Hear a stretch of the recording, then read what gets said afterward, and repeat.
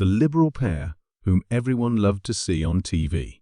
And then, out of nowhere, they vanished from everyone's family.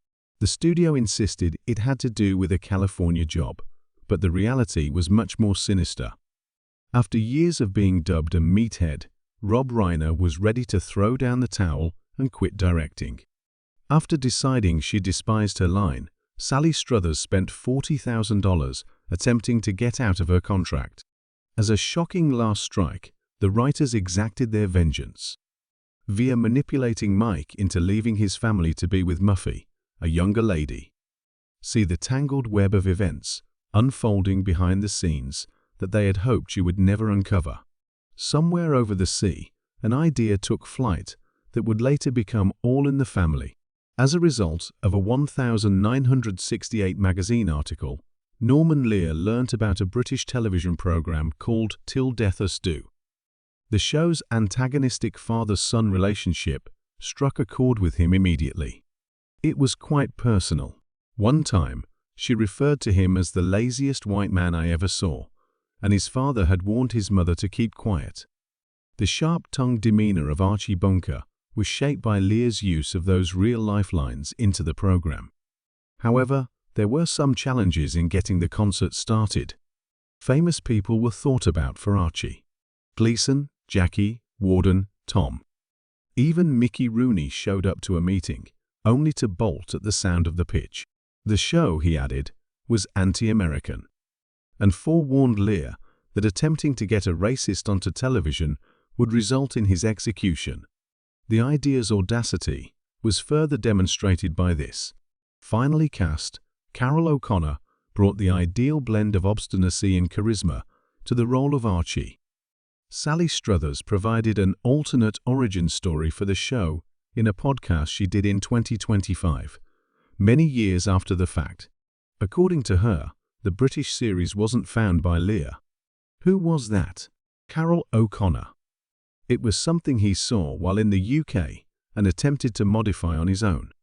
However, no one would support an actor-led project on their own. As a result, he took it to Lear, who could get it manufactured. According to Struthers, Lear never acknowledged O'Connor's work. While Lear was living, she did not tell anyone this story. However, following his passing, she resolved to make her voice heard. There was an opportunity for a BC to air the show before CBS picked it up, but they passed. Justice for All, a 1968 pilot, featured O'Connor and Gene Stapleton as the parents. Turn On, another ABC show, bombed after only one episode, just weeks before the network saw it. Another daring proposal frightened them. They decided to give it another go in 1969 with a retitled pilot called Those Were the Days and a few other cast members. They failed to make any progress even at that point. Before a CBS executive saw the second pilot in 1970, the project was in a state of uncertainty. By that point, numerous adaptations had been shot. Struthers claims that there were at least 17 pilots and 4 episodes that went missing.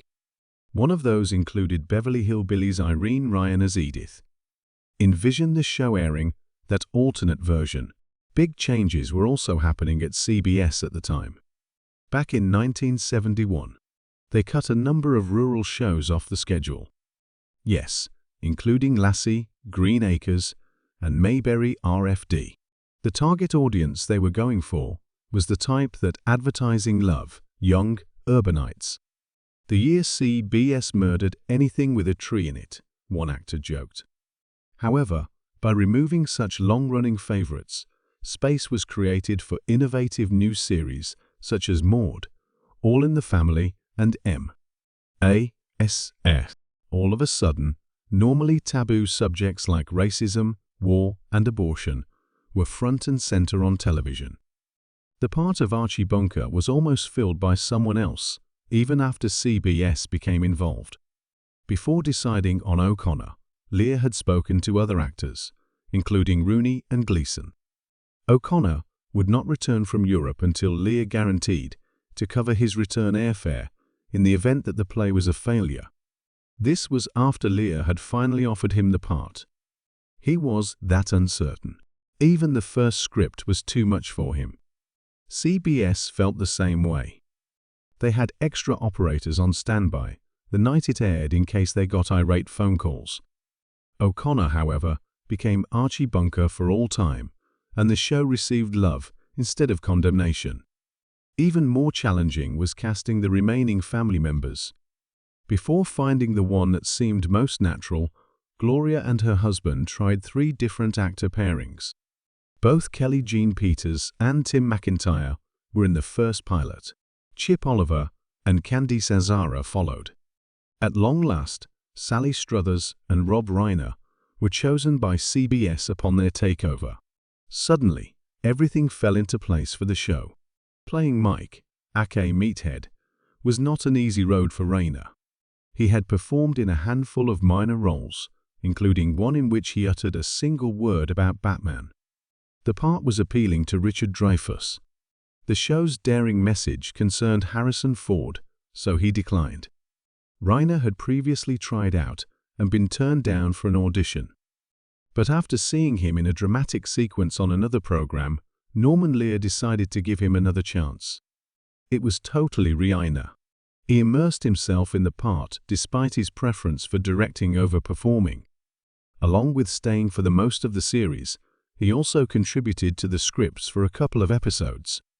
To maintain her position, Struthers had to battle as well.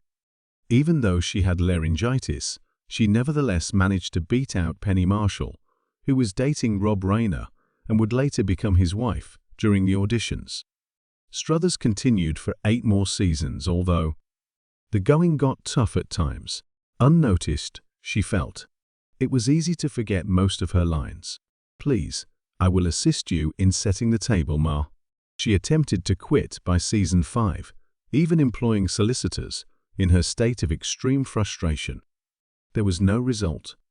Having a baby in the neighboring house gave her character dimension when she returned.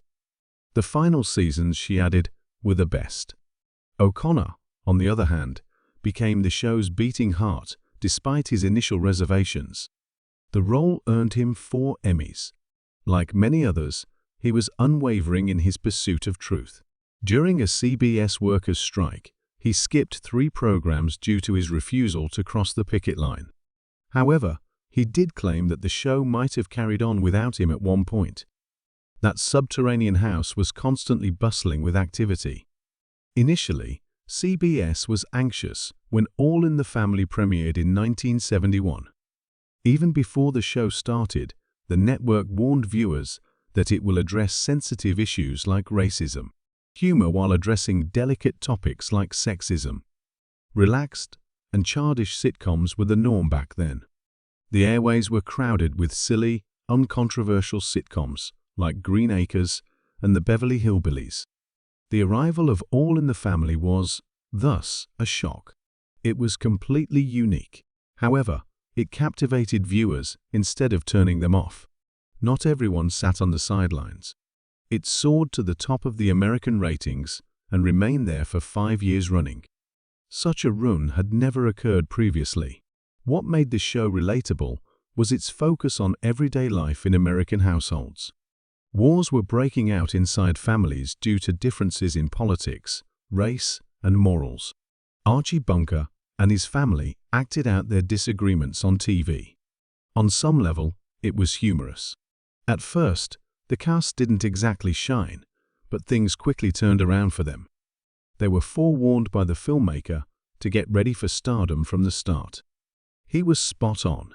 People just couldn't get enough of it. Behind the laughter, they perceived reflections of themselves, a nation grappling with transformation and attempting to comprehend it all. The ratings weren't the only measure of success. The show created history at the Emmys. It was a night of 6 major Emmys for it, such as prestigious literary prizes. This was no accident. Such a clean sweep is very unusual. The rest is history. For 4 years running, All in the Family was named the best comedy series. That placed it in an exclusive group with very few other television comedy throughout history. A lot of people in the business world were watching. Not only was the show well liked, but it was also well regarded. Archie Bunker's portrayal by Carol A. O'Connor was a major factor in earning that admiration. Upon initial observation, Archie appeared to be an obnoxious racist, mired in his racist past. Yet, O'Connor endowed him with humanity. Humanized Archie. The audience could feel his anxiety and bewilderment as he tried to keep up with a world that was changing too rapidly. The world was painful for Archie, according to O'Connor once. It was funny because of that. Although you may find amusement in his obstinacy, you could also relate to its origin. A softer side of Archie was shown in a few episodes. He became inebriated in one, as he recounted the hardships of his youth. The protagonist in another story unwittingly became a member of a hate group, which he later abandoned out of disgust. Even at that, he showed genuine sorrow as he paid tribute to a Jewish friend's memory. No longer were these light-hearted remarks. A new persona was taking shape right before our eyes. Even Archie wasn't spared from that development. It was the show that broke new ground. In an effort to provoke thought, it boldly addressed topics that other shows shied away from. While they were laughing, one TV expert claimed that Norman Lear wasn't the first show on television.